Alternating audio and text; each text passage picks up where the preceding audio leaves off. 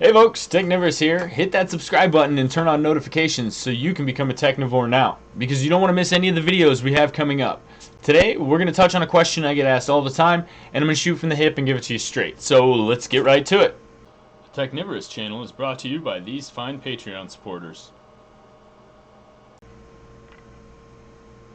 Happens a lot. Someone will stumble upon my channel, see my many printer reviews, and so they wonder, which one is better? So today I'm going to answer for you definitively what is the best budget desktop 3D printer going into 2021. Look, I'm going to be honest. My answer to this question is going to offend a lot of fanboys, but I don't care. Maybe you're here because you're considering your first printer. Maybe you're here because you have one and you want to know if there's a better one. Well, either way, I have news for you. The best 3D printer going into 2021 is the one that you already own.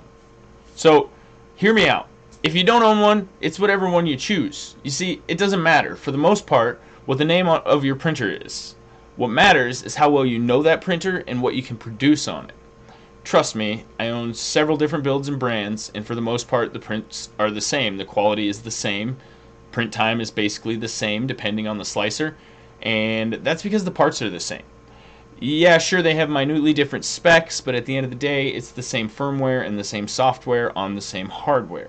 Now you may be saying, yeah, but the Ender 3 is, but wait, my Tevo is the best. But stop for a second and think about it, and the main difference between most printers is actually the hot end. Other than that, same NEMA 17 motors, same V-slot extrusion in most cases, same firmware, same filament diameter, same interchangeable extruders, same thermistors and heating elements, same fans, same wheels, same beds, same design.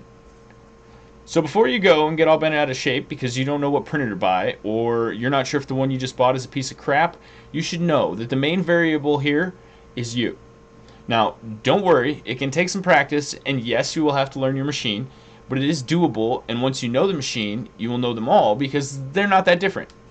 Sure, all of them have their own quirks and kinks, and yes, they have different specs, as I mentioned, giving some advantages where others are lagging, but none of them should prevent you from procuring a printer.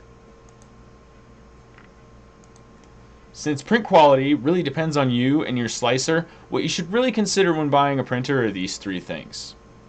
1. What am I printing? Are you going to be using PLA, PETG, and ABS? Then you'll do fine with a Bowden setup. But if you're going to be printing a lot of TPU and other flexible materials, maybe you should look at going with a direct drive 3D printer.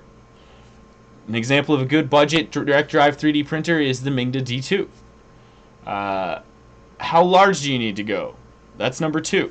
Size matters, okay? A printer the size of the Ender 3 can print a decent size, but depending on your needs, such as, say, maybe cosplay, maybe you need to go bigger, because you're not going to be able to print a whole helmet that'll fit over your head on the Ender 3. It's slightly too small. So if you need a budget large printer, maybe check out the Anet A8 Plus. It's a pretty nice printer, a little bit on the louder side, which brings me to my next point, number 3. Does it matter if it's loud? Well, lots of machines are quite noisy, but there are a few with silent drivers for their stepper motors that quiet them significantly.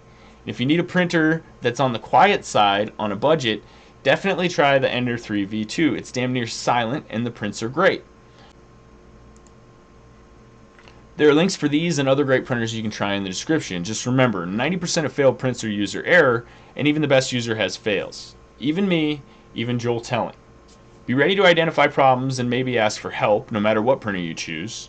And be ready for a new addiction you didn't know you needed in your life, because 3D printing will change you. Don't forget to hit that subscribe button, folks, and leave a like. Thanks for stopping by, and be sure to turn on notifications on your way out. Well, that's it, guys. That's going to wrap up this video. If you've noticed the shirt, the merch is available. Go ahead and check out the Teespring merch link down below. It won't be available on a channel store until I reach 10,000 subscribers, and so far I am just about to hit 5,000. So it'll be a little while, a couple more months before you see this on the actual channel, but they are available now. I have a couple other designs. Feel free to pop over there and check them out, and know that any purchase through the Teespring site definitely helps to promote our site here and increase the channel's ability to make videos in the future. So we appreciate all your support. Don't forget to check out the Teespring link, check out our Patreon link, leave a like on this video, and hit that subscribe button because we have a lot more coming at you in the coming days.